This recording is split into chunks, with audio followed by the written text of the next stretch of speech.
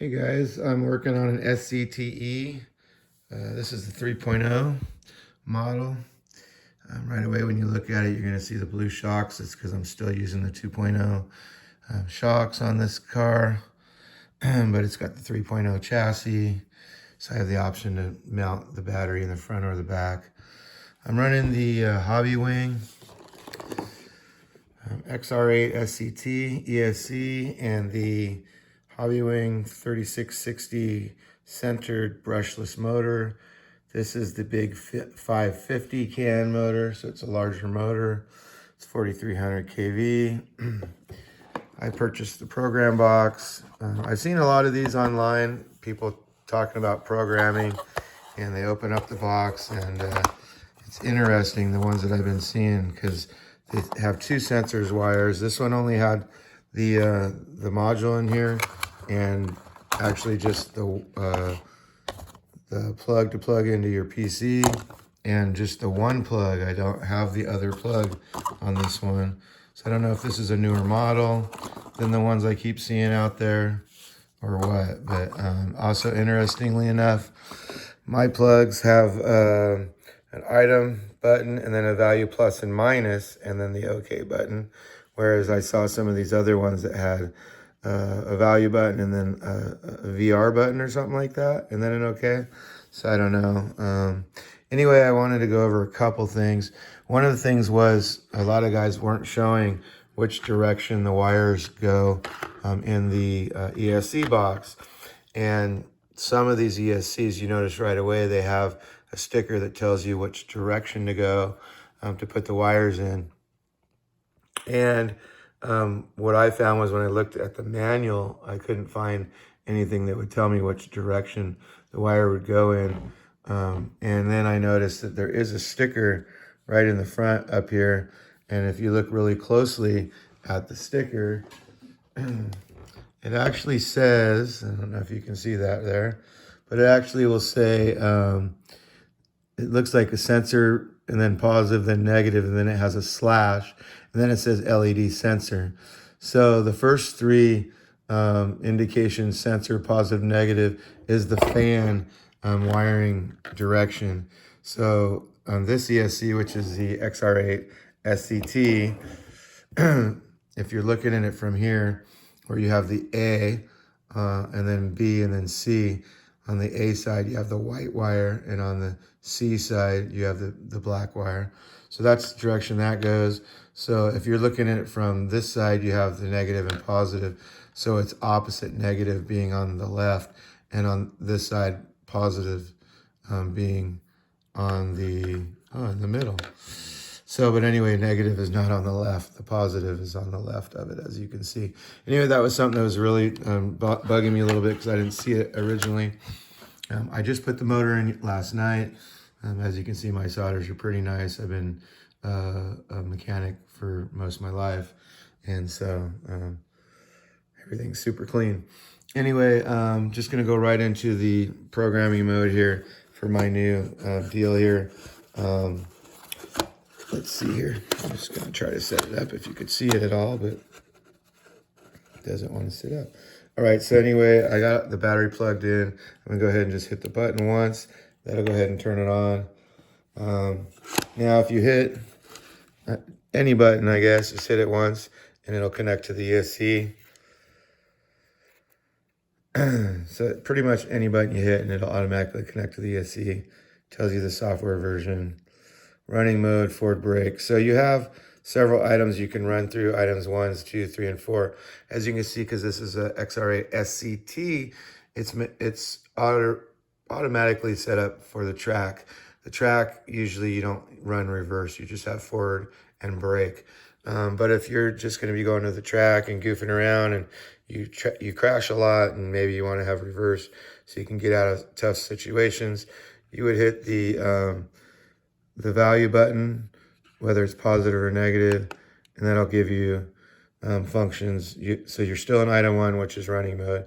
Now you have forward, reverse, and brake, and then you have just forward and reverse with no brake, and then you have forward and brake, which is, see the star on the side, that is the factory default setting, You'll see the star goes away when you pick 2.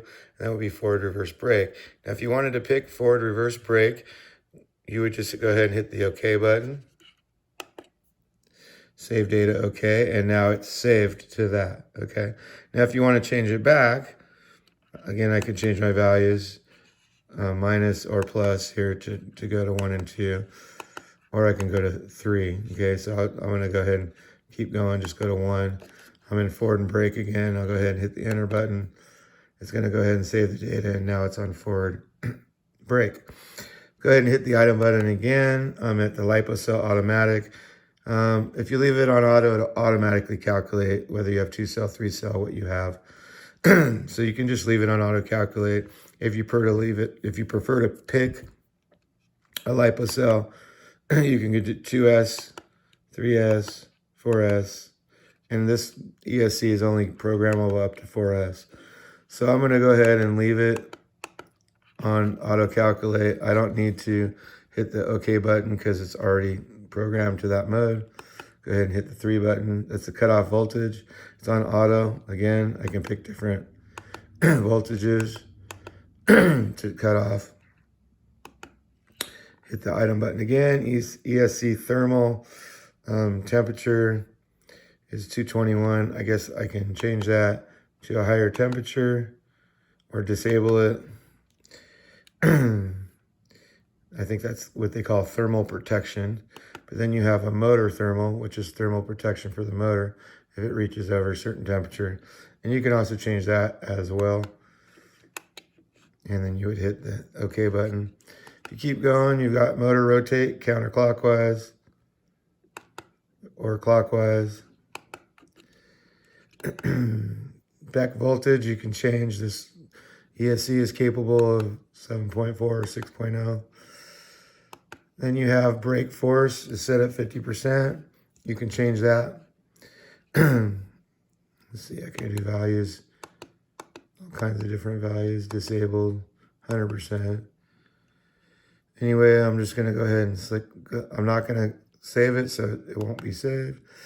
Reverse force, 25%. You can change those values. And then you have punch power. Now, this is something I wanted to talk to you guys about. Punch power. I have saved at 9. I already came in here before I did this video. And I wanted to show you guys level 5. What's punch value? Punch value is when you nail the gas, how instant you get full power. A lot of guys will be at the track and they'll nail the gas as they're going around a turn. They don't really have good control with their hands and they kind of spin out or they lose control going through turns, so they leave it at level 5. It's kind of more like a beginner level. A lot of the racers will go up to level 9. Level 9 is giving you full power instantly when you nail the gas. So if you're at the track and you're having a hard time keeping control of your car, you probably don't want to go to level 9. If you're just bashing and you want to try to ride wheelies and things like that, you want full punch right out of the hole, so you get full power, so you can pull wheelies and do burnouts and things like that in the sand. But if you're at the track and you're having a hard time in turns and things like that, when you nail the gas, controlling your vehicle, you can change the punch level of the vehicle. Other thing here, you've got drag brake. So when you let off the gas, if you want the vehicle to start to slow down slightly when you let off the gas, that's what they call drag brake. In racing, I like to leave it at 0. Coasting, same thing, 0.